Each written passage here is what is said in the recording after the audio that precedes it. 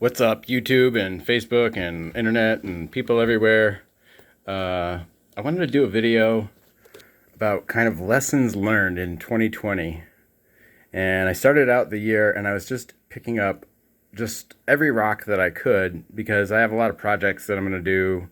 I'm working on a fireplace that's going to use a lot of these rocks. I'm going to be cutting them up and stuff. Well, these are actually all pretty much crystals.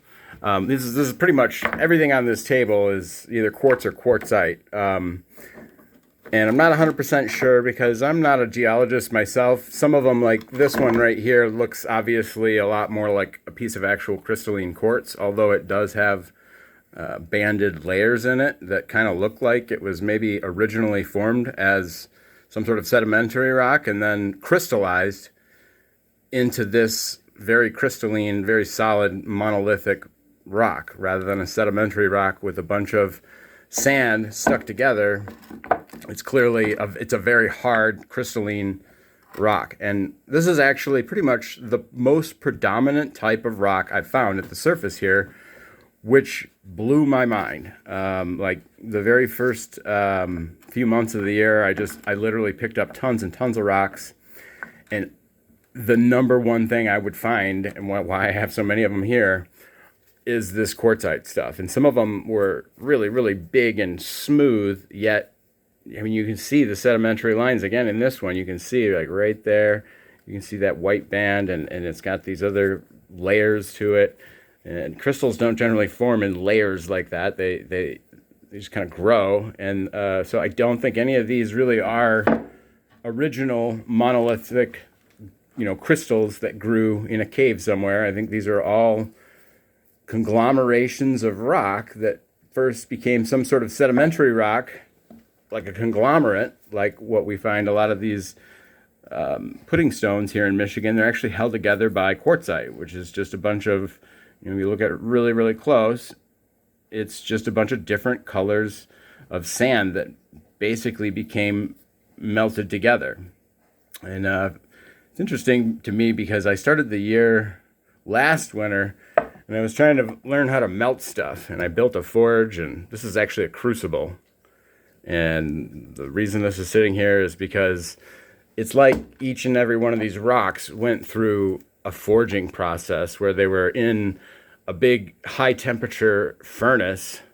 And I believe that furnace is actually now proven scientifically. There are peer-reviewed journals that have been accepted and agreed upon that Robert Firestone's theory from 2007 that Michigan was hit by a big comet, and it's probably what really deposited a lot of this crystalline, once sedimentary rock into crystalline form. And it basically happened when each one of these now crystals, which was originally this individual pile of grains of sand, right? And they're all stuck together, probably layers on a like a lake bottom or something like that.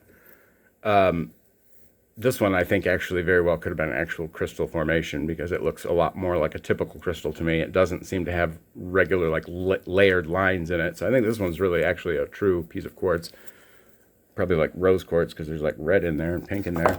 But like this one it comes up as quartzite, and you can just see the layers in it. I've cut it in half, and you can see all these different colors of layers in there.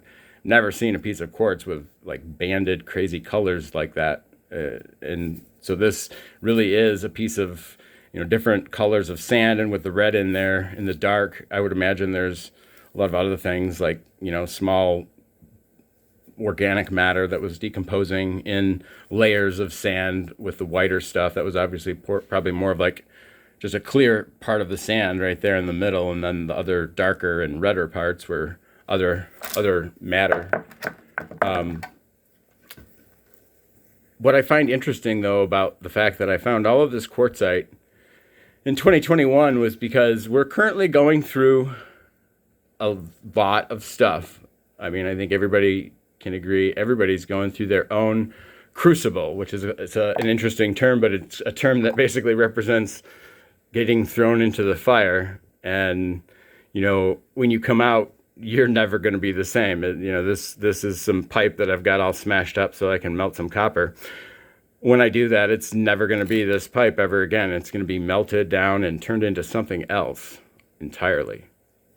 And every person on earth is literally going through this personal crucible right now where we're all individual grains of sand, and we're all understanding and learning that we're all part of the same spirit, the same source, the same. We're just slivers of God, basically, each and every one of us. And we're all learning this thing called Christ consciousness right now. And in order to reach Christ consciousness, we have to strip away all of our layers, our personal selves, until there's no more ego left. And there's no more identity based on socioeconomic status or color of your skin or where you were born or how much money is in your bank account. Because ultimately, we are all, each and every one of us, just little grains of sand. And we're all part of a giant crystal.